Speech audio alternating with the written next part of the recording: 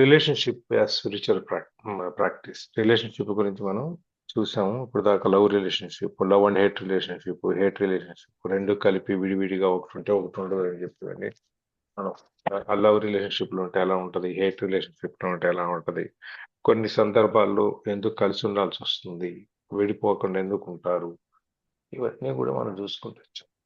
అందుకని ఇక్కడ వచ్చేటప్పటికి రిలేషన్షిప్ యాజ్ స్పిరిచువల్ ప్రాక్టీస్, ఆధ్యాత్మికమైన మనం అభ్యాసం చేయటానికి లేదు ఆ స్టేజ్ చేరటానికి ఈ రిలేషన్షిప్స్ ద్వారా చేరగలుగుతామా అని చెప్పేసి. ఇక్కడ ఏంటంటే మనకి రెండు సందర్భాలు మనం చూస్తాము. మనం ఈ ఎగోయిక్ మోడ్ ఆఫ్ కాన్షియస్నెస్, మన యొక్క ఎరుక అనేది, కాన్షియస్నెస్ అనేది తెలుసుకోవటం అనేది egoistic గా ఉంటుంది. అహంకారపూరితమైన అహంభావంతో కూడిన లేకపోతే అహంతో కూడిన ఇవన్నీ రకరకాలైనటువంటి దాంట్లో దాంట్లో మనకు సోషల్ పొలిటికల్ ఎకనామిక్ స్ట్రక్చర్స్ అన్నీ వస్తాయి. ఇవన్నీ అయిపోయి ఒక స్టేజ్లోకి వచ్చేటప్పటికి అది కొలాప్స్ పడిపోయేటప్పుడు ఈ రిలేషన్షిప్ వాళ్ళకి అనేది మనిషికి ఆడ మగ మధ్యలో ఉన్న ఈ బంధం అనేది వాళ్ళ హ్యుమానిటీ అంటే వాళ్ళ యొక్క మానవత్వం మీద కూడా కనిపిస్తుంది అనమాట. All humans. అందుకని చాలా మంది మన మనుషుల్లో చాలా మంది ఈ మైండ్ రిలేషన్షిప్ తో ఉంటారు. They don't go deep in to that. మన లోపల దాకా వేళ్ళు ఊనుకోవు, పైనే ఉంటాయి. దానివల్ల ఏమవుతుందంటే ఏ గాలి వాన వచ్చినా కూడా చెట్లు పడిపోయినట్లు ఈ రిలేషన్షిప్స్ కూడా పడిపోతాయి. అంటే రిలేషన్షిప్స్ అనేది డీప్ రూటెడ్ గా అవ్వదు. మనం బంధం ఏర్పరచుకుంటాము ఎంతవరకు అంటే కనపడినప్పుడు మాత్రమే ఆహా ఓహో అవుతుంటే తర్వాత మళ్ళీ కనీసం జ్ఞాపకం కూడా తెచ్చుకొని పలకరించుకునే వాళ్ళు కూడా ఉండదన్నమాట. ఇట్లాంటిది ఆ రిలేషన్షిప్ అనేది పైనే ఉంటుంది. అందులో చాలా మంది మనకి ఈ సందర్భాలు మనం చూసేది ఏంటంటే ఇప్పుడు పరిస్థితులు అప్పుడు ఆ రోజుల్లో కాకపోయినా ఇప్పుడు పరిస్థితులు ఒక ఒంటరిగా బతకటం, లేకపోతే పిల్లలు ఉంటే మోస్ట్లీ పిల్లలు చాలా వరకు తల్లి దగ్గరే ఉంటారు కాబట్టి సింగిల్ పేరెంట్స్ ఒక్కళ్ళే ఉండి తండ్రి లేకుండానో తల్లి లేకుండానో పోయి అట్లా తీసుకున్నా కూడా తర్వాత ఎవరితోనూ ఇంటిమేట్ రిలేషన్షిప్ పెంచుకోకుండా, ఎందుకంటే ఒకసారి దెబ్బతింటుంటాం, ఆ దెబ్బతిన్న దాని మీద ఇంకోసారి పెంచుకోకుండా దూరంగా బతకటం, మళ్ళీ ఇదే ఈ బాధని మళ్ళీ ఎందుకు అని చెప్పి మనం చూసుకోకుండా ఉంటాం. ఇట్లా రకరకాలుగా మనం జనాన్ని బతుకుతా ఉన్నాం. అంటే సంబంధ బాంధవ్యాలు ఆ విధంగా తయారయ్యి ఇప్పుడు ఇట్లాంటి ఒక్కొక్కరుగా ఉండటం, లేకపోతే సింగిల్ పేరెంట్స్ ఇంకొకరితో కలవకుండా మనం ఏదో ఒకసారి దెబ్బతిన్నాం మళ్ళీ ఎందుకు వచ్చింది అని చెప్పని దూరంగా ఉంటాం. ఈ విధంగా రకరకాలుగా చూస్తున్నాం అనమాట. కొంతమంది ఏం చేస్తారు ఇందులో, సరే ఒకసారి తప్పు చేసాము రెండోసారి తప్పు చేయాలని ఉంది, ఈసారి చాలా జాగ్రత్తగా చూసుకొని అనుకుందాం రిలేషన్షిప్ అని చెప్పి కొంతమంది మళ్ళీ ఇంకో రిలేషన్షిప్ లోకి వెళ్తారు. ఒక ప్లెజర్ అండ్ పెయిన్, ఆనందం బాధ ఈ రెండు ఒక దాంట్లోంచి ఇంకో దాంట్లోకి అట్లా మారుతా ఉంటారు అనమాట. ఎందుకంటే ఈ ఫుల్ఫిల్మెంట్, సంతృప్తి సంతుష్టి అనేది ఇప్పుడు కూడా దొరకపోతుందా, ప్రయత్నం చేయకపోతే ఎలా, ఇక్కడే జీవితం ఆగిపోవట్లేదు కదా అని చెప్పి ముందుకెళ్ళి పని కూడా ఉంటారు అనమాట. కొంతమంది ఏం చేస్తారు, రాజీ పడిపోయి ఇంతకంటే ఏం చేస్తాం, బయటికి వెళ్ళినా ఇంతకంటే మంచి వాళ్ళు దొరుకుతారని గ్యారంటీ ఏముంది, ఉన్నదాంతోనే సర్దుకుంటే పోద్ది కదని, a known enemy is better than unknown ఏం చేయలేని చెప్పి తెలిసిన దెయ్యం పోతాం అదేనా ఏం కదా తెలియని దేవత కంటే, అందుకని దాంట్లో ఎట్ట బతకాలో తెలుసు కాబట్టి ఆ విధంగానే బతుకుతూ ఆ నెగిటివిటీలో దాంట్లోనే వాళ్ళు రిలేషన్షిప్ ని కంటిన్యూ చేస్తారు. పిల్లల కోసమనో, భద్రత కోసం, సోషల్ సెక్యూరిటీ కోసమనో, లేకపోతే ఇవి ఇంకొకరితో బతికే అలవాటు చేసుకుని ఇదంతా ఎందుకు వచ్చిందని ఈ విధంగా ఒకళ్ళుగా ఒంటరిగా ఉండటం అని, లేకపోతే ఇద్దరికి ఒక ఏదైనా ఒకళ్ళ మీద ఒకరికి ఆధారపడాల్సి ఒక కైండ్ ఆఫ్ బెనిఫిషియల్ రిలేషన్షిప్, అంటే నాతో నీకు లాభం ఉంటే నీతో నాకు లాభం ఉంటే కలిసి ఉంటాం లేకపోతే విడిపోతాం, ఆ విధంగా అన్నమాట. ఇట్లా రకరకాలైనటువంటి ఈ రిలేషన్షిప్ మనం చూస్తా ఉన్నాం. ఇక్కడ వచ్చేటప్పటికి ఇప్పుడు ఇట్లాంటి ఒక సంక్షోభం అనేది వచ్చినప్పుడు, ఎవరి క్రైసిస్, ప్రతి సంక్షోభం నుంచి మనకి రెండు రకాలైనటువంటి అనుభవాలు వస్తాయి. ఒకటి ప్రమాదాన్ని చూస్తాం, ఎందుకు వచ్చింది అని చెప్పి వెనక్కి వెళ్తాం, లేదంటే ఒక ఆపర్చునిటీ, మళ్ళీ దీంట్లో నుంచి మనకు అవకాశం పొందడం. ఓకే, ప్రతి సంక్షోభము మనకి ఏదో ఒకటి నేర్పుతుంది. ప్రతి క్రైసిస్ మనకి ఏదో ఒకటి నేర్పుతుంది. మన మనస్తత్వం ఏంటి, మనం ఎలా చూడాలి అనుకునే దాని మీద ఈ సంక్షోభాల నుంచి బయటికి రావటం, సంక్షోభాల నుంచి పాఠం నేర్చుకొని మళ్ళీ కొత్త మళ్ళీ ఇంకో దాంట్లో ఇరుక్కోకుండా జాగ్రత్తగా ముందుకెళ్ళటమా? లేదు, నాకు ఎందుకు వచ్చింది ఈ గోల అని చెప్పేసి అని పక్కకి వెళ్ళిపోవటం. ఈ రెండే ఉంటాయి అన్నమాట.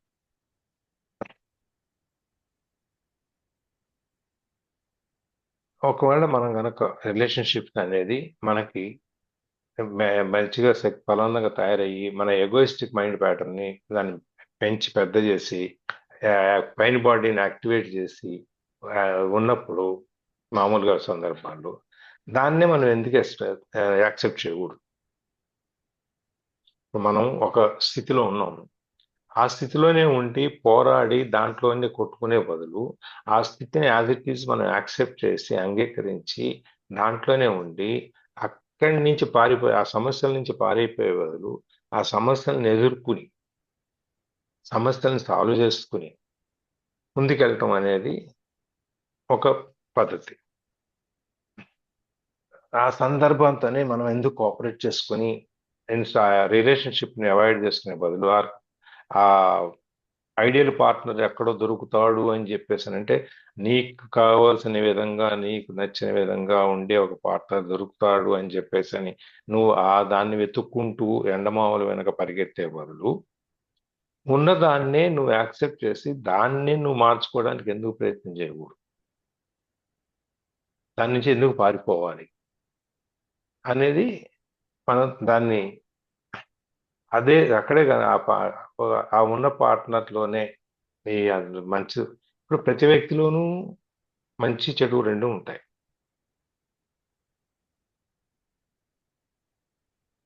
మనం శ్రీరామచంద్రుడిని తీసుకుందాం, ఆయనలో ఏం చెడు గుణాలు ఉన్నాయి? ఏమైనా ఉన్నాయా?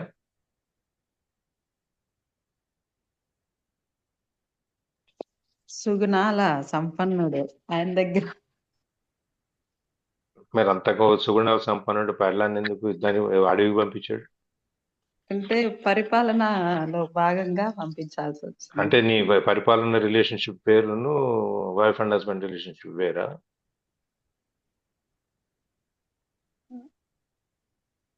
ఇంకా చెప్పలేం.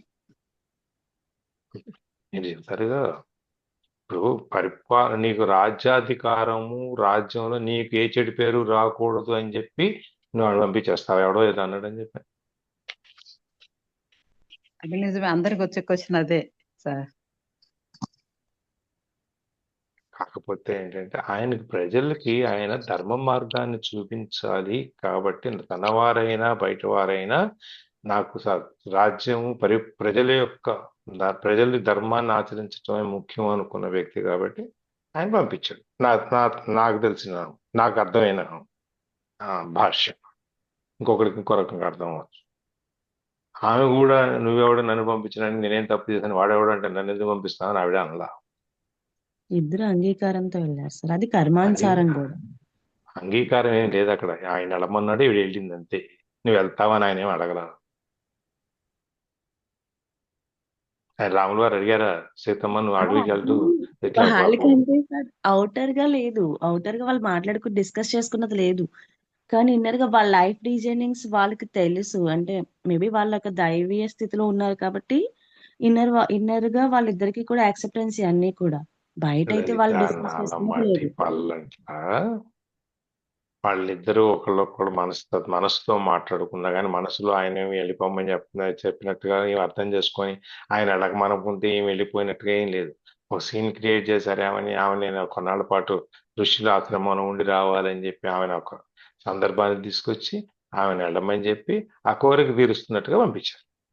ఒక్కొక్కళ్ళు ఒకలా చెప్తారు సార్. ప్రెగ్నెన్సీ టైం కదా, ఆ ఎన్విరాన్మెంట్ లో ఉండడం బెటర్ ఆ టైంలో అని కూడా ఒక్కొక్కరు ఒక్కో టైప్ లో చెప్తారు. సరే, ఏ కారణమైనా కానీ మొత్తానికి ఆమెకైతే నిన్ను అడవిలో పంపిస్తున్నాను నిన్ను వదిలేస్తున్నాను అని చెప్పలేదు ఆయన, మనకు తెలిసిన అవును. రామాయణం ప్రకారం. అంతే కదా. సో ప్రతి వాటిలోనూ ఆయన ఇప్పుడు ఒక విధంగా చెప్పాడంటే ఆయన స్వార్థం కదా అది. నాకు చెడ్డ పేరు రాకూడదు, నాకు మంచి పేరు రావాలి, నా భార్య ఎక్కడికి పోయినా పర్వాలేదు అని చెప్పడం స్వార్థం కదా.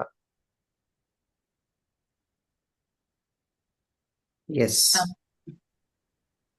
ఖచ్చితంగా స్వార్థమే అది. ఒకళ్ళ పద్ధతిలో ఇంకో వ్యూలో ఇంకో రకంగా ఉంటుంది, ఒకళ్ళ వ్యూలో ఇంకొక వ్యూలో ఇంకో రకంగా ఉంటుంది. దానికి అదే ఏదైనా గానీ వచ్చినప్పుడు మంచి, చెడు అని ఉన్నప్పుడు మనం దాన్ని యాజ్ ఇట్ ఈస్ నువ్వు మంచిని ఎట్లా యాక్సెప్ట్ చేసావో, నువ్వు చెడు గుణాలు ఏమైనా ఉంటే ఆ చెడు అలవాట్లు కూడా యాక్సెప్ట్ చెయ్యి. నాకు చెప్పేది నువ్వు ఈ 2 యాక్సెప్ట్ చేస్తే నువ్వు ముందుకు తీసుకెళ్ళు. దాంట్లో నుంచి నువ్వు సంక్షోభం, ఆ యుద్ధం ఏదైతే ఉందో దాంట్లో నుంచి నువ్వు ఒక సొల్యూషన్ తీసుకొచ్చి నువ్వు కలిపి బతుకు.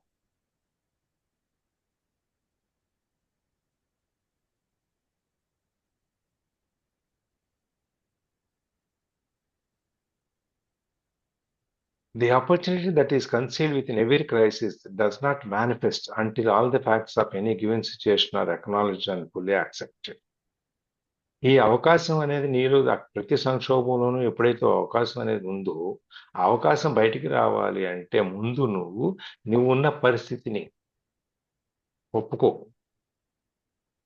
అంగీకరించు. అప్పుడు నీ లోపల ఉన్నటువంటి అది బయటకు వస్తుంది. నువ్వు ఎంతసేపు నీ పరిస్థితిని నువ్వు దాంతో రోజు యుద్ధం చేస్తా ఉంటే అది నీకు ఎప్పుడు బయటకు వస్తుంది? ఆపర్చునిటీ అనేది బయటికి రావాలి అంటే మనం ప్లేస్ ఇవ్వాలి కదా దానికి. అది నువ్వు ప్లేస్ ఇవ్వకుండా నువ్వేం చేస్తున్నావు? నువ్వు దాన్ని కంజెస్ట్ చేస్తున్నావు. నువ్వు ఎప్పుడు నా కర్మ ఇంతే, నేను ఇంతే, వీడింతే, వీడు మారడు, అది మారదు, ఇది మారదు. ఎంతసేపు నువ్వు దాంట్లో కొట్టుకుంటున్నావు. అలా కాకుండా ఒక సమస్య వచ్చినప్పుడు ఒక అవతల వ్యక్తిలో నీకు నచ్చని గుణాలు ఉన్నాయి, నీలో కూడా కొన్ని నచ్చని గుణాలు అవతల వ్యక్తికి కనిపిస్తాయి కదా, కనిపించవా? ఖచ్చితంగా కనిపిస్తాయి సార్. కనిపిస్తాయి అందరూ కదా. 100% అంతా ఓకే ఓకే అనే వాళ్ళు ఉండరు కదా. ఉండరు. అటువంటప్పుడు నిన్ను అవతల వ్యక్తి నీ యొక్క లోపాలతో అవతల వ్యక్తి నిన్ను అంగీకరించినప్పుడు నువ్వెందుకు అంగీకరించవు? లేదు, నువ్వు అంగీకరించినప్పుడు అవతల వ్యక్తి ఎందుకు అంగీకరించదు? అంగీకరించలేదు కాబట్టి సంక్షోభం వచ్చింది, కష్టం వచ్చింది, ఇబ్బంది వచ్చింది. అప్పుడు కూర్చో, సార్ట్అవుట్ చేయి. పోట్లాడటం ఎందుకు?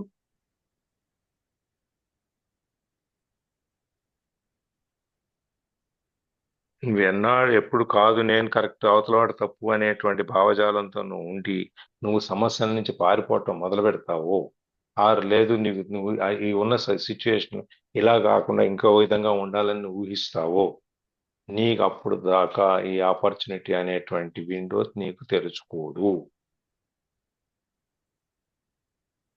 నువ్వు ఎప్పుడు ఆ లోపలే, ఆ చీకట్లోనే, అంధకారంలోనే కొట్టుకుంటూ ఉంటావు. అది అంధకారంలోనే కొట్టుకుంటా ఉంటే అది అలాగే ఉండొచ్చు, లేకపోతే ఇంకా దారుణంగా కూడా తయారవచ్చు.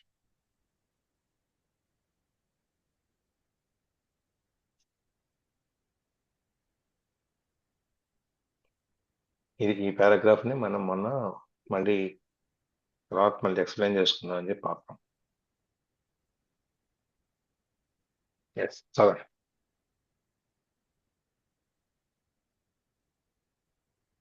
సమస్యల నుంచి పారిపోయేదానికంటే సమస్యలను ఎదిరించి దానికి అర్థంగా నిలబడి ఆ సమస్య తీర్చుకోవటం మంచిది, కానీ పారిపోవటం వల్ల వచ్చే ఉపయోగం ఏంటి? మీ మనకి వెనకాలే వస్తుంది విచక్షణ సమస్య. లేకనే కదా గొడవలు వచ్చేది. ఆ సమస్యల నుంచి పారిపోవద్దు, దాని లోతు తెలుసుకోవాలా అనే విచక్షణ లేకపోవడం వల్లనే కదా ఈ గొడవలు అనేది. లేకపోవడం ఉంది, కాకపోతే అహం అనేది ఉంది కదా, నేను కరెక్ట్ అని. నేనే కరెక్ట్, అవతల వ్యక్తి తప్పు అనేటువంటి అహం నీ మీద కూర్చున్నప్పుడు నువ్వు ఎప్పుడు ఆ సమస్య నుంచి పారిపోలేదు, నువ్వు అందులోనే పారిపోతుంటావు, తీర్చుకోవు కదా.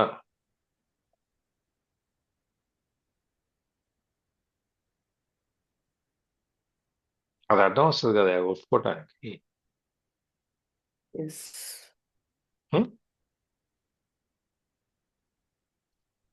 లక్ష్మీదేవి గారు. With the acknowledgement and acceptance of the facts also comes a degree of freedom from them. For example, when you know there is disharmony and you hold that knowing, through your knowing a new factor has come in and the disharmony cannot remain unchanged. When you know you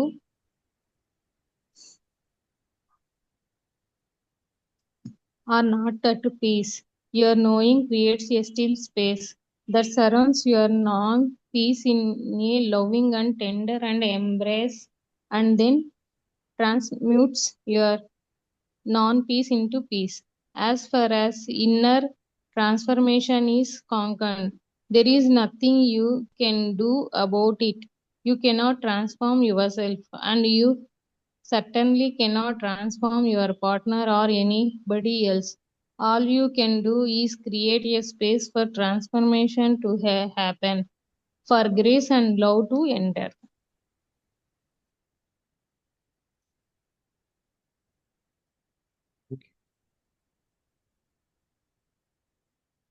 Yes, Madam Praveen. Okay. Yeah. So, with the acknowledgement and acceptance of the facts also comes a degree of freedom from them.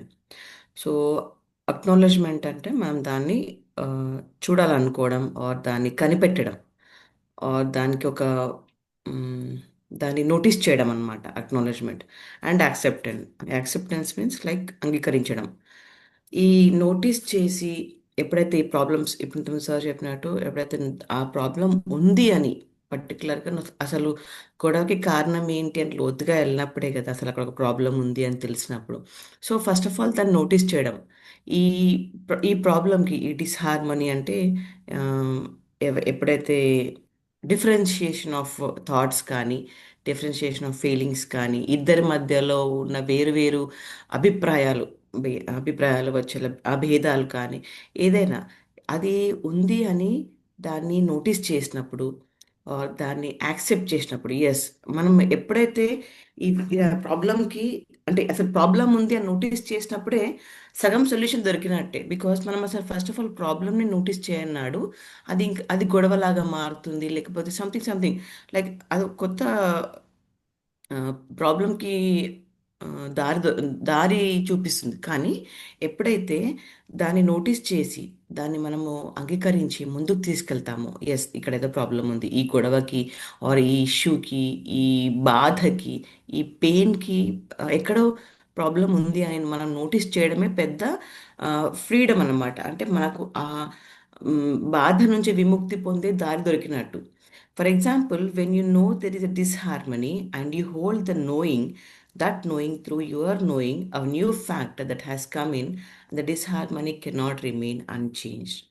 So అది ఆ ఏదో problem ఉంది are ఏదో differentiation నడుస్తుంది ఇద్దరి మధ్యలో ఒక సమానత్వం లేదు ఆర్ ఇద్దరి మధ్యలో సేమ్ థింగ్స్ నడవట్లేదు, భేదాభిప్రాయాలు నడుస్తున్నాయి అని సామరస్యం ఒక్కసారి లేదు. డిజార్మనీ అంటే సామరస్యం లేదు. యా సామరస్యం అనుకోవచ్చు. ఇది లేదు అని మనం నోటీస్ చేసినాడు ఖచ్చితంగా మనం దాన్ని చేంజ్ చేసే అవకాశం కూడా మనకు దొరుకుతుంది అనమాట. అంటే మనం నోటీస్ చేయడమే మెయిన్ థింగ్. నోటీస్ చేసి ఎస్ దీనికి ఒక సొల్యూషన్ దొరకాలి లేకపోతే అది యాక్సెప్ట్ చేయడం, దాన్ని ఒప్పుకోవడం, అవును దీనికి ఏదైనా సొల్యూషన్ తీసుకురావచ్చు అని, ఇదొక ప్రాబ్లము అని ఒప్పుకోవడమే మన ఆ, సగం సగం కంటే ఎక్కువ ప్రాబ్లం నుంచి మనం బయటపడినట్టే లెక్క, ఆ ఫ్రీడమ్ మనకు దొరికినట్టే లెక్క. సో దట్ మనం ఆ దారిలో వెళ్ళొచ్చు అనమాట.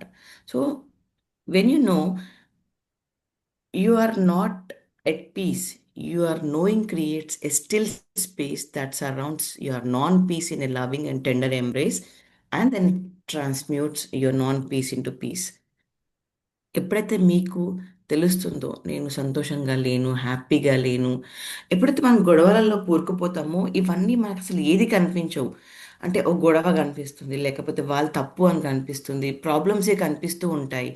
బట్ ఎప్పుడైతే మనం దాన్ని ఆగి దాన్ని స్క్రూటనైజ్ చేసి లోపల వరకు చూడగలిగితే, దాన్ని డీప్గా పోగలిగితే అక్కడ మనము ఆ శాంతి అంటే ఆ ప్రాబ్లంకి ఉన్న ఆ ప్రాబ్లంలో కలిగే బాధలో నుంచి మనం శాంతి అనేది వెతకగలుగుతాం ఆర్ ఒక పీస్, ఒక హార్మనీ, ఒక మంచి అభిప్రాయానికి రాగలిగే స్పేస్ దొరుకుతుంది మనకు. ఆర్ మనము ఒక ట్రాన్స్ఫార్మ్ కావచ్చు. అంటే ఒక చెడు ఆలోచనల నుంచి కానీ గొడవ పడే అభిప్రాయాల నుంచి కానీ ఆర్ ఆ మనసు అలజడి నుంచి మనం ఒక ప్రశాంతతమైన ఆ, మనసులోకి ట్రాన్స్ఫార్మ్ అవుతాం. ట్రాన్స్ఫార్మ్ అంటే చేంజ్ అవుతూ ఉంటాం. ఎక్కడి నుండి?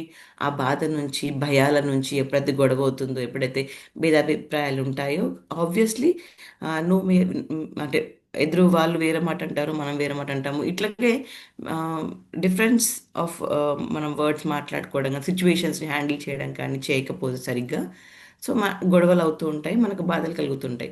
బట్ ఎప్పుడైతే దాన్ని నోటీస్ చేసి యాక్సెప్ట్ చేసి దాంట్లో ప్రాబ్లం ఉందని ఆ, తెలుసుకొని తెలుసుకున్నప్పుడు మనకు ప్రశాంతత తెలుస్తుంది. ఎందుకంటే మనం దాని సొల్యూషన్ సైడ్ వెళ్తున్నాము. ఆ డిస్హార్మనీ, మన వ్యతిరేకతనాన్ని కానీ ఆ డిసక్సెప్టెన్స్ని కానీ ఆ, పక్కన పెట్టి అది ఎలా యాక్సెప్ట్ చేయొచ్చు, ఎలా ముందుకు తీసుకెళ్ళవచ్చు, ప్రశాంతంగా ఎలా దానికి సొల్యూషన్ ఫైండ్ అవుట్ చేయొచ్చు అనే ధోరణిలో మనం ఆలోచిస్తూ ఉంటాం అన్నమాట. As far as inner transformation is concerned, there is nothing you can do about it. You cannot transform yourself. You cannot transform yourself, and you certainly cannot transform your partner or anybody else. ఇక్కడ cannot transform అనుకుంటాను, transform అవుతుంది అనుకుంటాను sir. ఏది inner transformation గురించి మాట. ఇప్పుడు దాకా చెప్పింది అవుటర్ ట్రాన్స్ఫార్మేషన్. సో ఈ ఇన్నర్ ట్రాన్స్ఫర్మేషన్ అనేది బయట నుంచి ఏం రాదన్నమాట. మనమే అంటే మన దగ్గర నుంచే మొదలవుతుంది. మన లోపల నుంచి అయిన ట్రాన్స్ఫర్మేషన్ అంటే మన ఆలోచన శక్తి, మన మైండ్ మనం మార్చుకోవాలనుకున్నప్పుడు కానీ, మనము ఆ ప్రశాంతత సైడ్ వెళ్ళేటప్పుడు కానీ ఆ ట్రాన్స్ఫర్మేషన్ అనేది కాదు, ఆ మార్పు అనేది రాదన్నమాట. సో ఒకవేళ అది రాని నాడు సేమ్ థింగ్ ఈ ఏమంటారు, మొత్తం ఈ బాధలన్నీ చుట్టుముడుతూ ఉంటాయి మన చుట్టూ, బికాస్ ఆఫ్ మనం ఎప్పుడైతే నోటీస్ చేయలేమో ఆర్ ఈ ట్రాన్స్ఫర్మేషన్ అనేది మనలోనే స్టార్ట్ అవుతుంది. అండ్ ఓన్లీ మనమే ట్రాన్స్ఫార్మ్ చేయగలుగుతాం ఆర్ మనమే చేంజ్ కాగలుగుతాం. కానీ నువ్వు ఎదుటి వాళ్ళని మాత్రం చేంజ్ చేయలేవు. ఇప్పుడు మీరు చేంజ్ కావాలనుకున్నారు, మీరు నోటీస్ చేశారు, మీరు గమనించారు ఆ ప్రాబ్లంకి అంటే ఏంటి మూలం అనేది. కానీ అది సేమ్ థింగ్ మీ ఎదుటి వారి పార్ట్నర్లో వాళ్ళు కూడా నోటీస్ చేయాలని అంటే కంపల్షన్ ఏం లేదు. అది మీ మార్పే. You can't change them. అది వాళ్ళు నోటీస్ చేసినప్పుడు ఇప్పుడు నార్మల్గా మనం కొంతమందికి చెప్తుంటాము, ఈ తాగుడు వ్యసనము, మీరు తాగకూడదు అనేవన్నీ. ఎన్ని మంచి మాటలు చెప్పినా కానీ వాళ్ళకు ఆ మాట తోచినప్పుడే తప్ప వాళ్ళు ఆ వ్యసనానికి దూరం కాలేరు. సో అన్లెస్ వేరే వాళ్ళు వాళ్ళ ప్రాబ్లమ్ని నోటీస్ చేసేదాకా వాళ్ళ ప్రాబ్లం నుంచి బయటపడలేరు. సో ట్రాన్స్ఫర్మేషన్ అనేది మనమే తెచ్చుకోవాలి, మన ఓన్గానే కావాలి. ఇతరులని ట్రాన్స్ఫార్మ్ చేసే పని మనది కాదు, ఆర్ మనం చేయలేం కూడా. All you can do is create a space for transformation to happen, for grace and love to enter. So మనం చేయగలిగింది ఏంటంటే అట్లాంటి గొడవ వచ్చినప్పుడు కానీ, అట్లాంటి ఇబ్బందులు, ఆ ప్రాబ్లమ్స్, ఆ బాధలు కలిగినప్పుడు కానీ మనం కొంచెం ఆగడం నేర్చుకోవాలి. ఆర్ మనం ప్రేమ చూపెట్టడం స్టార్ట్ చేయాలి. ఆర్ మనము చేంజ్ కావడం అనేది వాళ్ళకి తెలియాలి. అంతే తప్ప వాళ్ళని మనం మారాలి అని మనం అనకూడదు, ఆర్ మనం చేంజ్ అయ్యాలని కోరకూడదు. సో ఇది ట్రాన్స్ఫర్మేషన్, ఈ మార్పు అనేది మన దగ్గర నుంచే వస్తుంది, మనమే కావాలి. ఎదురు వాళ్ళని మనం ఏమీ చేయలేము, ఎలాంటి మార్పు వాళ్ళ దాంట్లో తీసుకురాలేము. ఓన్లీ మనం ఎప్పుడైతే చేంజ్ అవుతున్నామని ఇతరులు గమనిస్తారో అప్పుడు వారిలో మార్పు వచ్చే ఛాన్స్ ఉంటుంది. ఇది ఈ పారాగ్రాఫ్ సారాంశం. సో ఒక గొడవని ఒక సంబంధాన్ని మెరుగుపరుచుకోవడానికి మనం ఇచ్చేది టైం ఇవ్వాలి, ఆలోచన పెట్టాలి, దాన్ని యాక్సెప్ట్ చేయాలి. ఆ తర్వాత ఆ ప్రశాంతమైన జీవితం సైడ్ మనం వెళ్తూ ఉంటాం అన్నమాట. సరే, ఈ సమస్యలు వచ్చినప్పుడు మనం చేయగలిగింది మ్యాక్సిమం ఏంటంటే ఆ సమస్యను గుర్తించి ఆ సమస్యలోకి వెళ్ళి మనం తీర్చుకోవటానికి, ఆ సమస్యని ఇద్దరి మధ్యలో ఉన్న సామరస్యాన్ని మళ్ళీ కలుపుకోవటానికి ఎక్కడ లోటుపాట్లు ఉన్నాయి, ఎక్కడ గ్యాప్ ఉంది అనేది తెలుసుకుని అందులో నుంచి ఆ గ్యాప్ లో నుంచి నీకేం తెలుసో నీకు తెలిసిన దాన్ని నువ్వు అలాగే పెట్టుకొని మెల్లగా అవతల వ్యక్తి మారటానికి కూడా ఆ గ్యాప్ కొంచెం అవకాశం ఇస్తే, కొంచెం చోటు ఇస్తే, అక్కడి నుంచి ఇద్దరి మధ్యలో ఉన్న రిలేషన్షిప్ కొంచెం మార్పు వస్తుంది. నువ్వు ఇప్పుడు దాకా లేని ప్రశాంతత ఏదో నీకు వస్తుంది. లవ్ అనేది ఏదైనా ఉంటే అది కూడా వస్తుంది. అంతేగాని అది దాని డిజర్మన్ అనేది ఎప్పుడు అలాగే ఉండిపోదు. దాన్ని మార్చుకునే అవకాశం ఉంటుంది. అయితే ఈ ఇన్నర్ ట్రాన్స్ఫార్మేషన్ ఏదైతే ఉందో, మన మానసికంగా లోపలికి వెళ్ళి మనం చూసుకొని మనం మార్చుకోవటం అనేది, ఇప్పుడు నేను ఒకళ్ళు దేవుణ్ణి నమ్మరు అనుకోండి, కానీ తర్వాత గొప్ప భక్తులు అవ్వచ్చు. మరి వాల్మీకి గురించి అదే కదా మనకి. పోయేవాడు, పక్షులు చంపుకొని తినేవాడు, అక్కడి నుంచి ఇంత పెద్ద రామాయణ మహాకావ్య అని రాసేంత మహర్షి అయ్యాడు.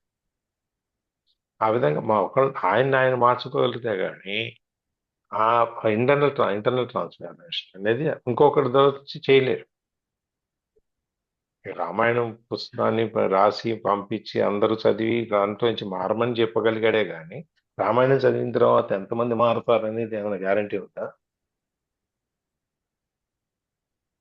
నేను రాముడిలాగా ఉండాలి అనిపిస్తుంది అనుకుంటారు, ఆలోచనలో ఇక్కడ ఉంటారు. ఇక్కడ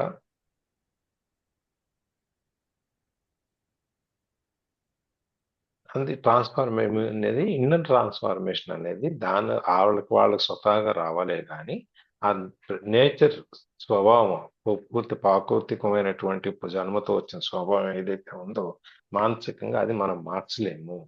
మనం ఏం చేయగలము అంటే మాక్సిమం మనం చేయగలిగింది ఏంటంటే, మనం ఒక అవకాశాన్ని లేకపోతే ఒక సందర్భాన్ని మనం ఆ మార్పు అనేది తీసుకురావడానికి మనం ఆ తర్వాత దాంట్లో ఆ ప్రేమ, అభిమానము, తర్వాత ఇవన్నీ రావటానికి మనం ఒక అవకాశాన్ని మాత్రమే మనం కల్పించగలం. అంతేగాని ఇప్పుడు మన ఇన్నర్ స్పేస్ గురించి మనం ఇప్పుడు ఇన్ని బుక్స్ మనం ఇన్ని చదువుకుంటూ వచ్చాము. ఎంతమందిలో ఎంత మార్పు వచ్చింది?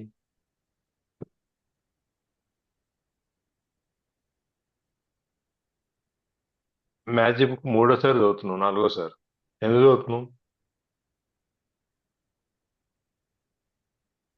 చదివినంతసేపు మార్పు ఉంటుంది, తర్వాత మర్చిపోయిన తర్వాత డిఫాల్ట్ గా మార్పు మనము మర్చిపోతుంది. మళ్ళీ మన లోకంలోకి వెళ్ళిపోతున్నాం అని, అంటే అట్లీస్ట్ చేంజెస్ అప్పుడప్పుడు చేసుకోవచ్చు అన్న విషయాని కోసం. ఎందుకు మారుతున్నావు అంటే, దాంట్లో కొన్ని సందర్భాలు నీ హెల్త్ ఎట్లా ఇంప్రూవ్ చేసుకోవాలి, నీ ఆ, ఒక సందర్భాన్ని నువ్వు ఎట్లా సాఫ్ట్ గా నువ్వు ప్లెజెంట్ గా మార్చుకోవాలి, లేకపోతే నీకు డబ్బు రావాలంటే ఏం చేయాలి, ఇట్లా మనకున్న ఈతి బాధలన్నిటిని తీర్చడానికి పనికొచ్చేటువంటి మార్గాలు అందులో ఉన్నాయి కాబట్టి అది చదువుతున్నాం.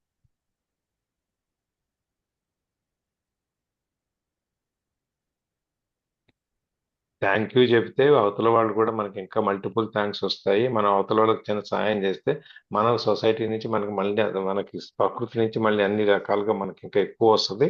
అని చెప్పకుండా నువ్వు త్యాగం చెయ్యి అని చెప్పుంటే మూడోసారి చదివాడు. అస్సలు చదవవు సార్.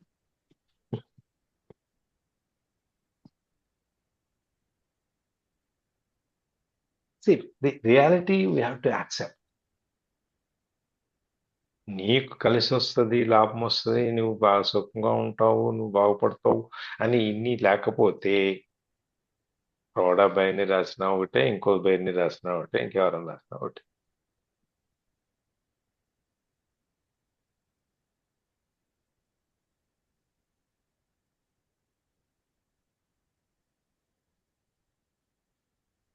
అందుకని మనం సార్ వీటిని వినడం వల్ల ఏమవుతుందంటే, ఇంతకుముందు మాకు ఇలాంటివి ఉంటాయని క్లారిటీ లేదు, మాకు అవగాహన లేదు అసలు. తర్వాత ఏంటంటే, ఇప్పుడు సైకిల్ రిపేర్ వచ్చిందంటే ఎలా బాగు చేసుకోవాలి, ఎలా గుర్తించాలి అని మనం ఎలా అయితే నేర్చుకుని పెట్టుకుంటామో, మాకు ఈ టూల్స్ లాగా ఉపయోగపడతాయి సార్. పూర్తిగా అయితే వినియోగించుకోము. అవసరమైనప్పుడు మేము ఎలా వినియోగించుకోవాలి అనేది మాత్రం మేము నేర్చుకుంటున్నాం సార్ మేము. అదే సందర్భం ఏదైనా వచ్చినప్పుడు ఆ సందర్భం నుంచి బయటికి రావడానికి ఇందులో నుంచి ఉమ్, ఏదైనా ఒక పనిముట్టు దొరికితే దాన్ని వాడుకుంటాం. అవును. అది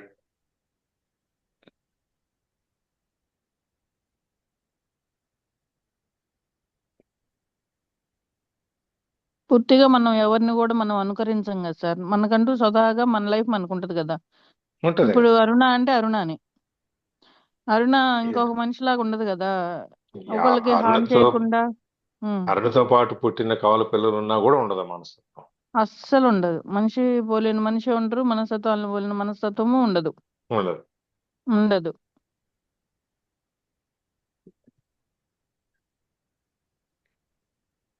ఇట్లాంటివి మనం వినగా ఒకటోసారి, రెండోసారి, మూడోసారి అప్పుడు మనకి మైండ్ లో రిజిస్టర్ అవుతా ఉంటే ఇంప్లిమెంటేషన్ లాగా వెళ్తాయి.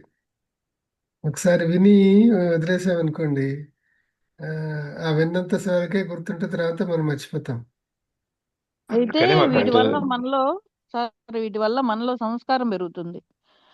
ఇప్పుడు మనం ఎలా ఉండాలి, ఎలా ఉండకూడదు అని మాత్రం ఎగ్జాంపుల్ నేనే కదా సార్. నేను ఇప్పుడు మాకు ఇంట్లో సాయికి పెళ్ళయింది, కోడలు వచ్చింది. అంతకుముందు అమ్మాయికి పెళ్ళైనప్పుడైనా ఇప్పుడైనా మన బాధ్యత మన పిల్లలు. ఇదిగో ఈ విషయానికి మనం కృతజ్ఞతతోటి ఉండాలి. వాళ్ళ దగ్గర గుడ్ క్వాలిటీస్ మనం గ్రహించాలి. అలాగా ప్రతి ఒక్కటి సార్, ఎదుటి వాళ్ళని అర్థం చేసుకుంటే అండర్స్టాండింగ్ తోటి ప్రతి ఒక్కదానికి గొడవలు కాదు కదా పరిష్కారము. ఇప్పుడు మీకు లేదు మాకు లేదు అని మనం ఎవరితోటైనా మనం సంబంధం లేదనుకుంటే కాసేపు పట్టదు, కానీ సర్దుకొని ఉండాలి, సంస్కారంగా ఉండాలి, విఘ్నతతోటి ఉండాలి అనుకున్నాం అనుకోండి, ఎంత బాగుంటది, ఎంత సంతోషంగా ఉంటాం అందరం కూడా. అది తెలుసుకుంటే ఎంత హ్యాపీనెస్ ఉంటది, అది కదా. అందుకని ఈ పుస్తకాలు చదవటం వల్ల నేర్చుకునే వాళ్ళం చాలా నేర్చుకుంటున్నాం సార్. మేము మాత్రము చాలా మానసికంగా దృఢంగా గాని మంచిగా గాని చక్కగా ఎదుగుతున్నాం మేము. ఇంకంతకంటే ఇంకేం కావాలి చెప్పండి మీకు. అది కరెక్టే. ఇప్పుడు రాములు వారు ఉన్నారు. ఆయనలాగా మనం జీవించాలని మనం ఎందుకు అనుకుంటాం సార్? ఆయన కష్టాలు మనకొద్దు, ఆయన రాజ్యము మనకొద్దు, ఆయన సంపాదన మనకొద్దు, ఆయన లీడరు మనము కాదు. కాకపోతే ఇప్పుడు పాపం భార్య నెలలతో ఉన్న అమ్మాయిని పాపం కష్టపెట్టాడు, అది కరెక్ట్ కాదు కదా. మళ్ళా ప్రేమ ఉంది, జీవితం అంతా ఆయన పాపం ఆమెను దూరం పెట్టుకొని బాధపడ్డాడు, ఆమె ఎన్ని బాధలు పడింది ఆడ మనిషి. అట్లా మానసికంగా ఇవి కష్టము, ఇది సంతోషము, ఇది మంచి, ఇది చెడు అని మేము గ్రహించగలుగుతున్నాం సార్. మేము మేము మంచి శ్రోతలం సార్, మంచి గ్రహీతలం సార్. గమనించండి.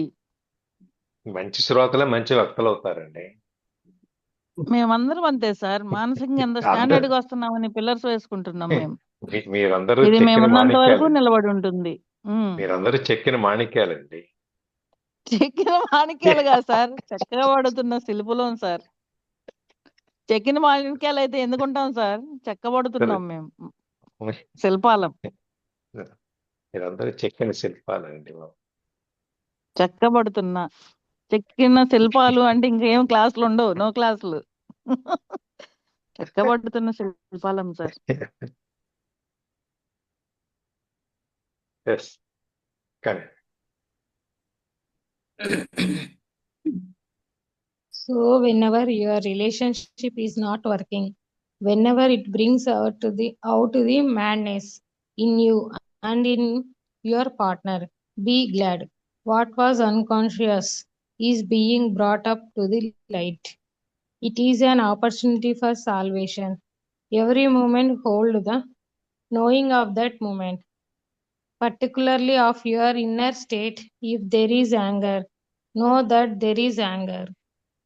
If there is jealous, defensiveness, the urge to argue, the need to be right, an inner child demanding love and attention, or emotional pain of any kind, whatever it is, know the reality of that moment and hold the knowing.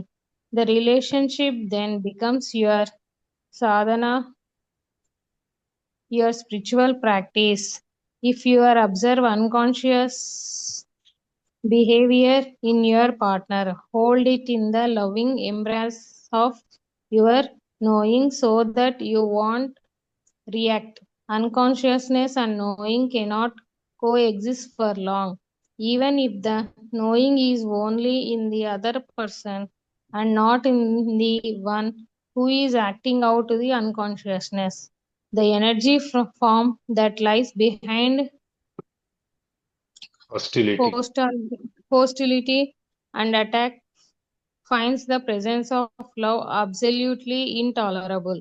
If you react at all to your partner's unconsciousness, you become unconscious yourself. But if you then remember to know your reaction, nothing is lost.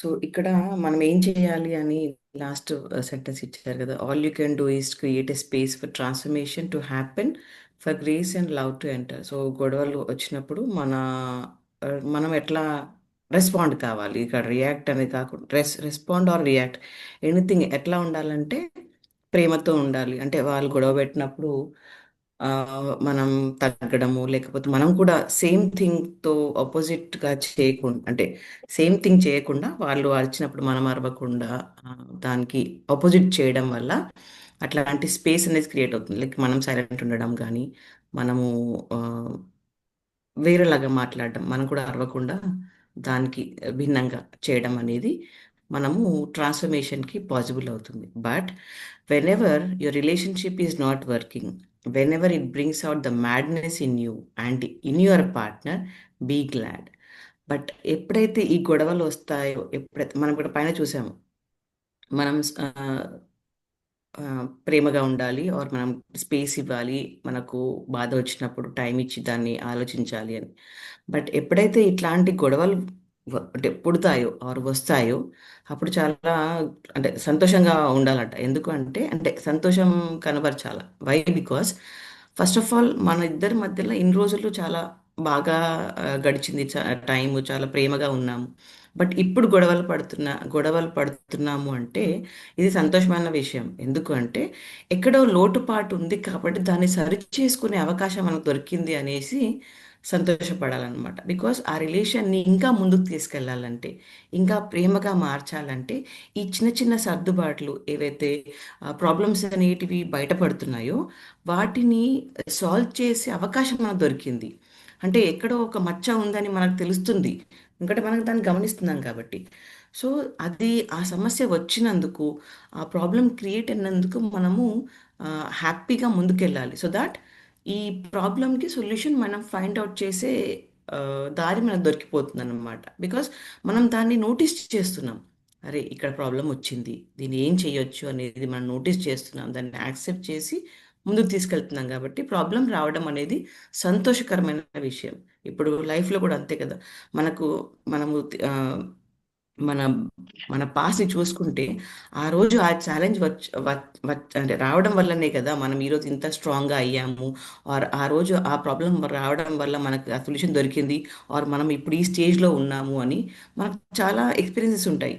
This same thing రిలేషన్షిప్లో ఇలాంటి గొడవలు రావడం అనేది ఇంకా మన బెటర్మెంట్కే దారి తప్ప ఇదేదో మనల్ని విడగొట్టడానికి కానీ మనకు బాధలు పెంచడానికి మాత్రం కాదు అని చెప్తున్నారు. What was unconscious is being brought up the light. ఏదైతే మనకు అసలు అది గొడవ ఉంది, బాధ ఉంది, భయం ఉంది, ఆర్ ఎక్కడో ప్రాబ్లం ఉందని లేకుండా ఇన్ని రోజులు గడిచిపోయింది. ఎందుకంటే అది కప్పిపడ్డది మన ప్రేమ వల్ల మనం అది చూడలేకపోయినాం. ఆ డిఫరెన్స్ ఆఫ్ మన అభిప్రాయాలు కానీ మన మధ్యలో ఉన్న డిఫరెన్సెస్ మనం చూడలేకపోయాం. ఆ ప్రేమ మనల్ని కప్పేసింది, ఆర్ ఆ వ్యామోహం కానీ ఆ డిపెండెన్స్ కానీ ఇవన్నీ కప్పేస్తుంది అన్నమాట. సో ఇది ఇప్పుడు బయటకు వచ్చింది, కాన్షియస్గా మనం దీన్ని నోటీస్ చేస్తున్నాం. It is an opportunity for salvation. Salvation అంటే విముక్తికి, అంటే మనకు ప్రాబ్లమ్స్ నుంచి బయటపడే శక్తికి ఆ, దారి అన్నమాట. ఈ నోటీస్ చేసే ప్రాబ్లమ్స్ రావడం అనేదే మన విముక్తికి దారి తీయడం. Even every moment hold the knowing of that moment, particularly of your inner state. So ప్రతి ఒక్క క్షణాన్ని, ప్రతి ఒక్క నిమిషాన్ని మనం కాన్షియస్గా తెలుసుకుంటున్నాం. ఎప్పుడైతే ప్రాబ్లం వచ్చినప్పుడు ఇది ప్రాబ్లము అని మనం నోటీస్ చేసినాడు అంటే మనం ప్రతి ఒక్క క్షణాన్ని అనుభవిస్తున్నాము, ప్రతి ఒక్క క్షణంలో మనం జీవిస్తున్నాం. కాబట్టి అది అక్కడ ఏమవుతుంది, ఎట్లా జరుగుతుంది, ఏంటి అనేది మనం లోపల వరకు వెళ్ళి చూడగలిగే శక్తి మనకు దొరుకుతుంది. అంటే మనం నౌలో ఉంటున్నాము, ప్రజెంట్ మూమెంట్లో గడుపుతున్నాము అన్నది లెక్క. ఏదో దాన్ని పక్కన పెట్టి సరే ఇప్పుడు ఏంటి, ఇప్పుడు ఈ గొడవని సాల్వ్ చేయాలి ఆర్ ఈ గొడవని ఇంకా ముందుకు తీసుకెళ్లాలనే ప్రయత్నం కాకుండా డీప్గా దాన్ని సొల్యూషన్ వైపు దాన్ని అంగీకరించి దాన్ని యాక్సెప్ట్ చేసి దాన్ని లోతుగా వెళ్ళి దాన్ని ఎలా చేయొచ్చు అనే ఆ కోణంలో మన మైండ్ని వర్క్ చేస్తున్నాం అనమాట. సో అలా ఆ ఛాలెంజ్ ఫేస్ చేస్తున్నాం. ఆ ఛాలెంజ్ని, ఆ ప్రాబ్లమ్ని కప్పిపుచ్చేసి ముందుకెళ్ళట్లేదు, దాన్ని సాల్వ్ చేయడానికే ప్రయత్నిస్తున్నాం. If there is anger, know that there is anger. మన కోపం వచ్చినప్పుడు మనం కోపం ఎందుకు వచ్చింది అని ఆలోచించగలిగే శక్తి మనలో పెరుగుతుంది అనమాట. అదే విసుగు వచ్చినప్పుడు ఆర్ ఏదైనా ఆర్గ్యుమెంట్ వచ్చినప్పుడు మనం ఏం చేస్తున్నామని మన ఆ, మన మైండ్ని మనం క్వశ్చన్ చేస్తున్నాం, మన మైండ్ని గమనిస్తున్నాం. ఇప్పుడు నేను ఏం చేస్తున్నాను, ఈ క్షణం నాతో ఏం జరుగుతుంది, నేను ఎలాంటి అడుగు వేస్తున్నాను అని ప్రతి ఒక్కటి మనము గమనించగలుగుతున్నాము. ఇది ఎప్పుడు సాధ్యము, ఎప్పుడైతే మనము ఈ క్షణంలో జీవిస్తామో, ఆ క్షణంలో జీవించినప్పుడే మనకు ఇప్పుడు ఏం జరుగుతుందనేది గమనించడం ఈజీ అవుతుంది. If there is jealousy, defensiveness, the urge to argue, the need to be right, an inner child demanding love and attention, or emotional pain of any kind, whatever it is, know the reality of that moment and hold the knowing. So ఎలాంటి అభిప్రాయాలు ఉన్నా కానీ మీ అంటే నాకు ఇప్పుడు ఏం కావాలి, నాకు ఇప్పుడు ప్రేమ కావాలి, నాకు ఇప్పుడు ఒక కేర్ కావాలి, ఆర్ నాకు ఇప్పుడు బాధ కలుగుతుంది, నేను ఇప్పుడు ఒకరి మీద జెలసీ ఫీల్ అవుతున్నాను అంటే మన మైండ్ థాట్స్ మనం అబ్జర్వ్ చేయడం అనమాట. ఎప్పుడైతే అబ్జర్వ్ చేస్తామో అది ఇంకా పెరగదు.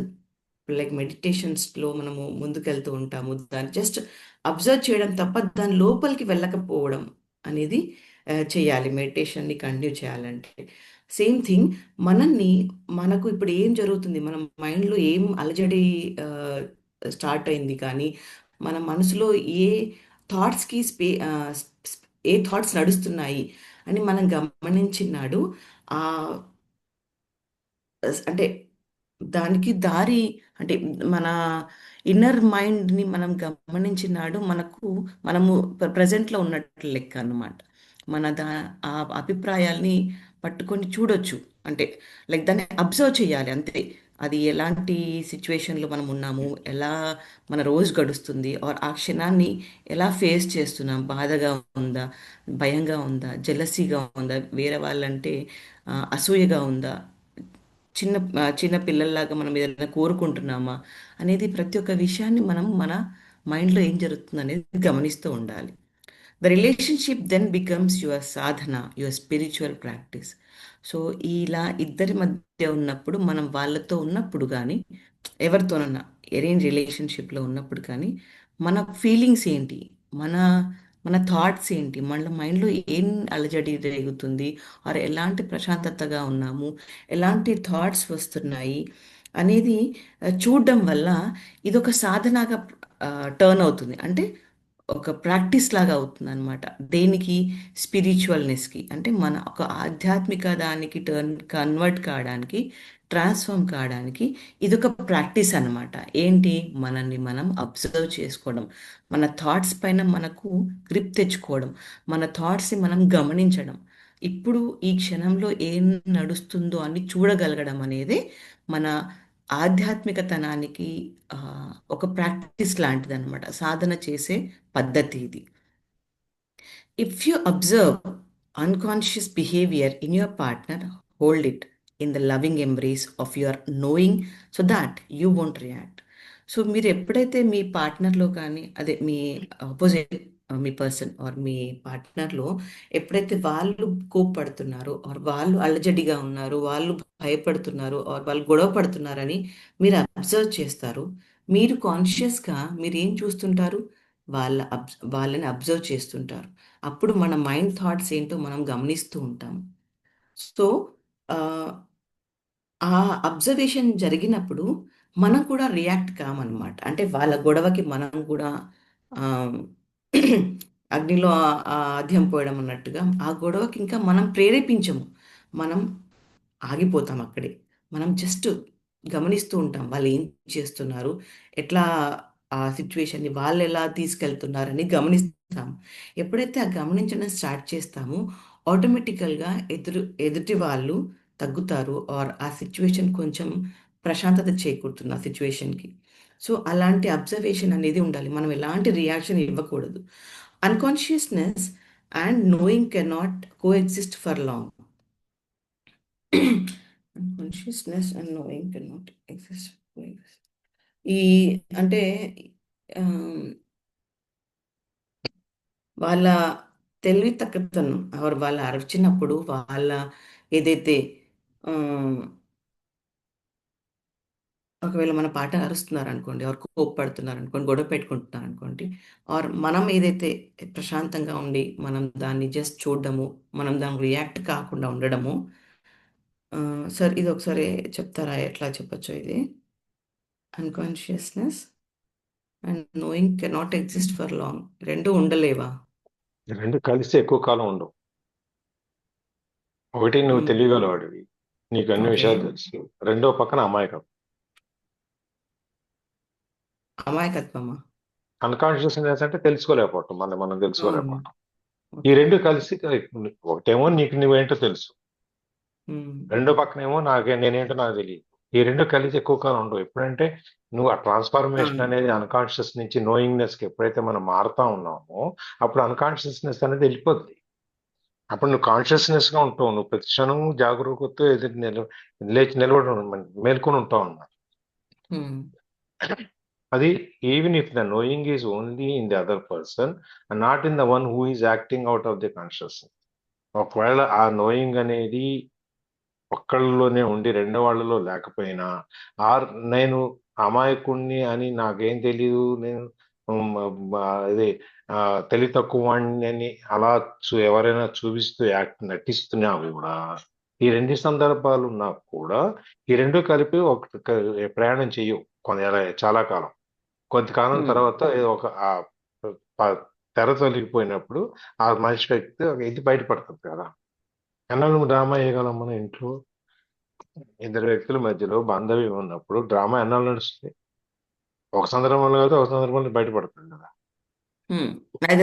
అందుకే అనేమో ఐదర్ కలిసి ఉంటారు లేకపోతే విడిపోతారు అన్నమాట. అది అప్పుడు సార్, బట్ రైట్, ముందైతే స్వభావం అయితే బయటకు వస్తుంది కదా ఒక సందర్భం బయటకు తర్వాత ఎప్పుడైనా. వచ్చేస్తాం. అట్లా ఆ రెండు కలిసి ప్రయాణం చేయలేరు ఎక్కువ కాలం పాటు. Okay. The energy form that lies behind hostility and attack finds the presence of love absolutely intolerable. So, ఇక్కడ behind hostility that finds the presence of love absolutely intolerable. If you act with your partner unconsciousness, you become unconscious yourself. So అంటే reaction ఇక్కడ ఈ ఇద్దరి మధ్యలో reactions, response ఎలా ఉండాలి అనేది ముఖ్యం అన్నమాట. సో మనం వాళ్ళు గొడవ పడినప్పుడు మనం కూడా దాన్ని రియాక్ట్ అవుతే ఆబ్వియస్లీ దాని ఎండింగ్ అనేది మనం చూస్తాం. ఏంటి, గొడవతోనే ఇద్దరు విడిపోతారు, అదర్వైజ్ ఆ గొడవ ఎప్పటికీ అట్లాగే ఉండిపోతుంది. ఇద్దరి మధ్య భేదాభిప్రాయాలతో వాళ్ళ వాళ్ళ ప్రయాణం కొనసాగుతూ ఉంటుంది. ఆర్ ఎల్స్ ఈ కోపం ఈ కోపంతోని కోపం వచ్చినప్పుడు తను సెటిల్ చేయడానికి ప్రయత్నించడం కానీ చేసినప్పుడు ఏదో ఒకటి అయితే తన ప్రశాంతమైన మనసే గెలుస్తుంది, ఆర్ తను ఎవరైతే ఆపోజిట్ పర్సన్ వాళ్ళు గొడవ పడతారో వాళ్ళే గెలుస్తారనమాట. If you react at all your partner's unconsciousness, you become unconscious yourself. But if you then remember to know your reaction, nothing is lost. But మనం ఎప్పుడైతే ఆ రియాక్షన్ని తెలుసుకుంటామో, ఎస్ మనం కూడా గొడవ పడుతున్నాము, ఇది గొడవ పడే సిచ్యువేషన్ కాదు, ఆర్ గొడవ పడతాము అని ఏదైనా మనం తెలుసుకున్న నాడు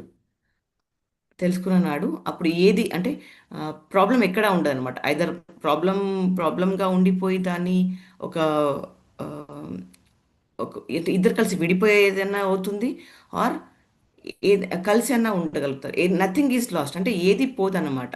ఏదో ఒక కొలిక్ అయితే వచ్చేస్తుంది. ఆ గొడవ వచ్చినప్పుడు మీరు రియాక్ట్ అవుతే ఒకలాగా సాల్వ్ అవుతుంది, రెస్పాండ్ అయితే ఇంకోలాగా సాల్వ్ అవుతుంది తప్ప అక్కడ పోయేది ఏం లేదన్నమాట. సో ఆ రిలేషన్కి అనేది ఒక ఒక దశకైతే చేరుకుంటుంది. సో ఇట్లాంటి ఎప్పుడైతే ఇదంతా ఎప్పుడు జరుగుతుంది, సాల్వేషన్ అంటే విముక్తి అనేది ఆ, విముక్తి కోసం ఈ ప్రాక్టీస్ ఎప్పుడైతే చేసినప్పుడు అయితే మీరు బాధలో నుంచి అంతా మొత్తం బయటపడతారు, లేకపోతే ఆ బాధ తనకిచ్చేసన్నా మనం వెళ్ళిపోతాం అంటే మనమైతే ఎట్ లాస్ట్ మన దగ్గర నుంచి ఏది పోదు. అయితే మనం ప్రశాంతంగానా ఉండిపోతాము, లేతే ఆ రిలేషన్ నుండన్నా బయటకు వచ్చేస్తామన్నమాట. ఇది మన రిలేషన్స్లో మనకు దొరికే ఒక దారి అన్నమాట, ఎప్పుడైతే మనది మనం గమనిస్తూ వెళ్తుంటాం. కరెక్టేనా సార్ లాస్ట్ 2 సెంటెన్సెస్? ఇందులో కరెక్ట్ ఇన్కరెక్ట్ ఏమి ఉండదు.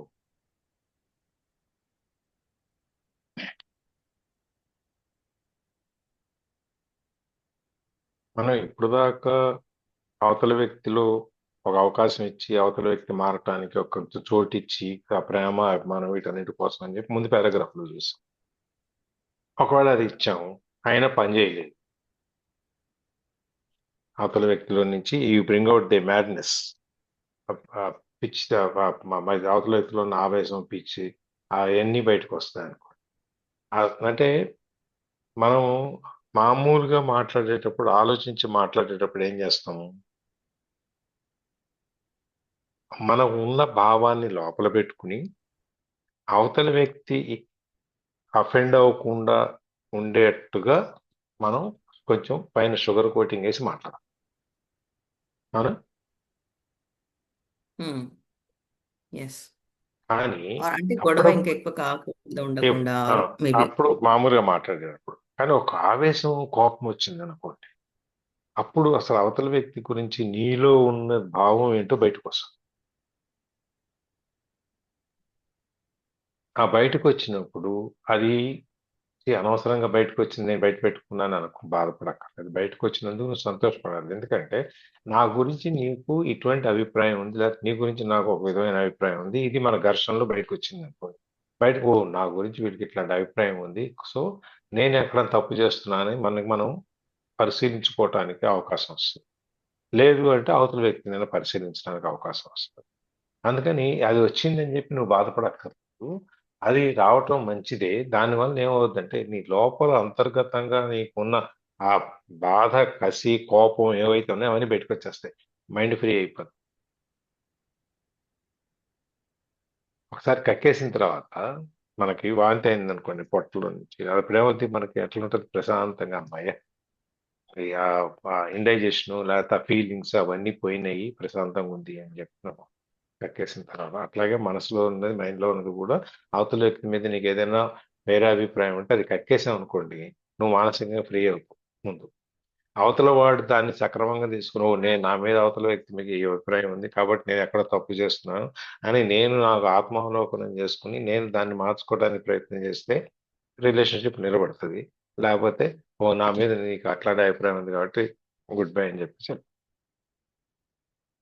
సో ఎవ్రీ మూమెంట్ ఏమవుతుందంటే మన ఇన్నర్ స్టేట్ ని హోల్డ్ చేసుకోమని చెప్తాను. అందుకని చెప్పి మన ఇన్నర్ స్టేట్ ఏదైతే ఉందో, మన గురించి మనం ఆత్మ, మన గుర్తింపు ఏదైతే ఉందో దాన్ని అలాగే పెట్టుకో.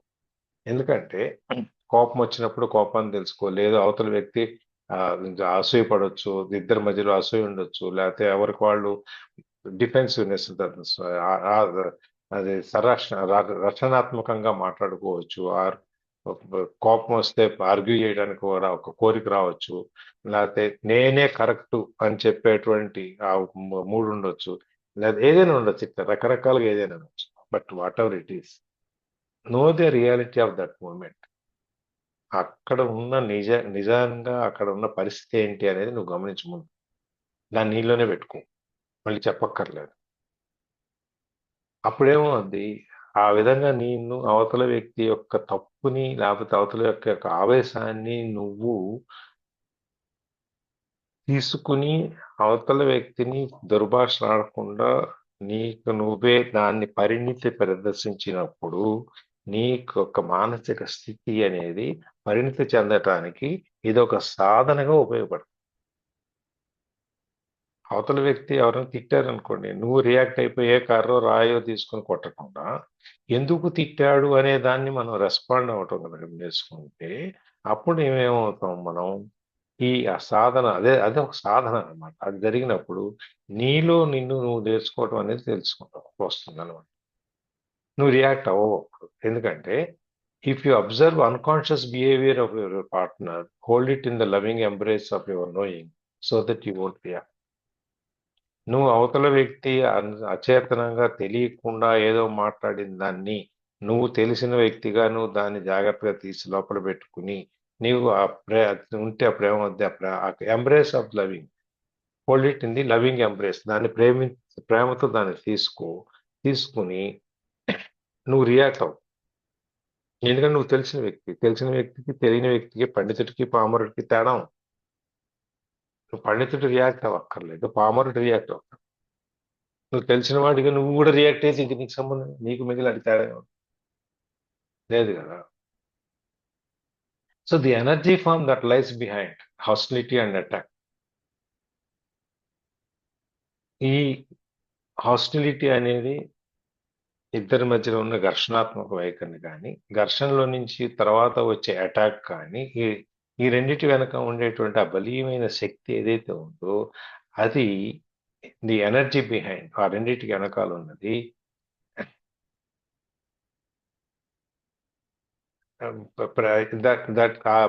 that finds the presence of love absolutely intolerable. ఎట్లా అంటే ఆ సందర్భం ఏమవుతుందంటే ఆ ఘర్షణాత్మకమైన వైఖరి దాని తర్వాత వచ్చే అటాక్ ఉన్నది మీద దాన్ని మనం పెట్టేటువంటి శక్తి అదంతా ఈ ప్రేమ అనే దాన్ని భరించలేకపోతుంది అనమాట. ఇంటాలరబుల్, టాలరేట్ చేయలేదు, యాక్సెప్ట్ చేయలేదు.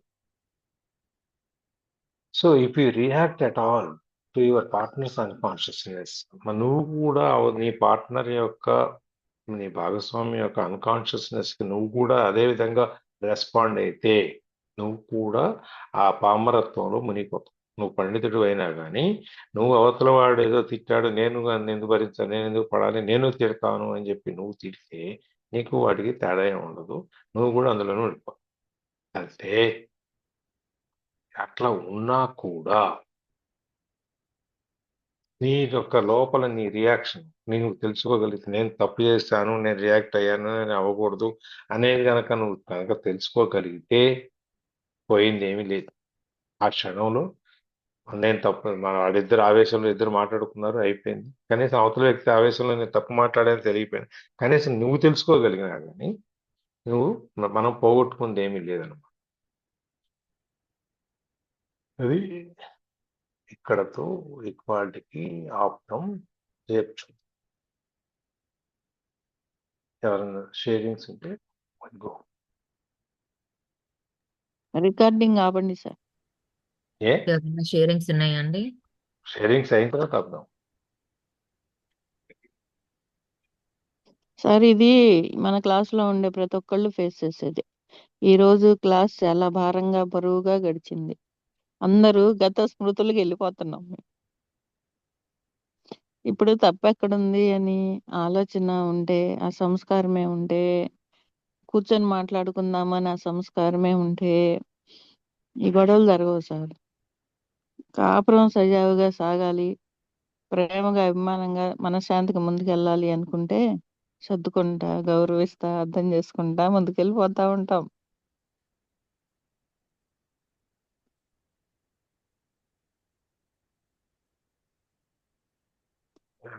సార్ అమ్మ రాజేంద్ర చెప్పండి. ఈ క్లాస్ అనేది కళ్ళు లేని వాళ్ళకి చేతిలో నడిచేటప్పుడు ముందు వైపు ఎలా ఉంది ఏంటి అనే సపోర్ట్ గా ఒక స్టిక్ ఉంటది. కర్ర అలాగా మనము ప్రతి క్షణం కూడా ఆచితూచి అడిగేసుకుంటా జాగ్రత్తగా ఒళ్ళు దగ్గర పెట్టుకొని మనసు దగ్గర పెట్టుకొని వెళ్తే జీవితం సజావుగా సాగిద్ది. సాఫీగా ఎక్కడన్నా అప్రమత్తతో ఉన్నామో గుంట్లో పడిపోతుంది.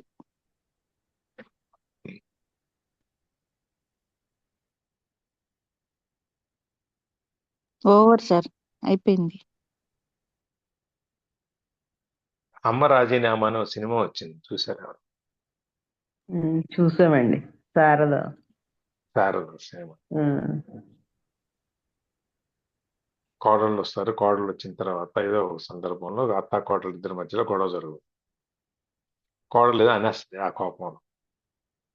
అనేసినప్పుడు నా గురించి నీకు ఇదే అభిప్రాయం ఉంది అని చెప్పి ఆమె ఫీల్ అవుతుంది. కొడుకు అంటాడు, లేదు అమ్మ అదేదో కోపంలో మాట్లాడింది, తప్పు మాట్లాడింది, నువ్వు సీరియస్గా తీసుకోకు అంటే ఆమె అంటది, లేదు కోపంలో వచ్చే మాటే కరెక్ట్, లోపల ఉన్న భావం ఏదైతే పోయిందో అది బయటకు వచ్చేస్తుంది, ఆలోచించి మాట్లాడేటప్పుడు అవతల వ్యక్తికి ఏం కావాలి అనేది ఆలోచించి అది చెప్తారు, అంతేగాని ఉన్న మాట బయటికి చెప్పరు. అందుకని ఆవేశంలోనూ కోపంలోనూ పోట్లాట్లోనూ వచ్చే మాట ఏంటంటే అది నీకు నీ అవతల వ్యక్తి మీద ఉన్న అభిప్రాయాన్ని కరెక్ట్గా చెప్తుంది అని చెప్పాను. మనం అదొక అన్ని రోజులు డైలాగ్. మనసులో కోపంలో పెట్టుకొని అయితే బయట చెప్పము. ఆలోచించకుండా మాట్లాడతాం కదా సార్. కొన్ని ఉం? మనసులో పెట్టుకొని చెప్పము. చెప్పము. అట్లాంటివన్నీ కూడా ఫ్లోలో వచ్చేస్తాయి బయటికి. వచ్చేస్తా సత్య ఏంటి? కోపంలో ఆలోచించం కదా సార్, మాట్లాడేస్తాం. లోపల ఏది ఉండిద్దో అది వచ్చేస్తది. విడిగా అయితే ఆలోచించి మాట్లాడొచ్చా అవును మాట్లాడకూడదా అన్న అవును ఇదిలో ఉంటాము. అదే అందరు అదే చెప్పాను కోపంగా ఇందాక. సార్ ఉండే వాళ్ళని నువ్వు అలా కాదు ఇలా ఉండాలి అంటారు, కానీ వాళ్ళే కరెక్ట్. లోపల ఏముందనేది మనకు అర్థమైపోయింది ఈజీగా. అది అలా రావటం మంచిది. దానివల్ల ఏమవుతుందంటే మనం మార్చుకోవడానికి ఒక అవకాశం ఉంటుంది. సర్దిద్దుకోవడానికి మంచి అవకాశం.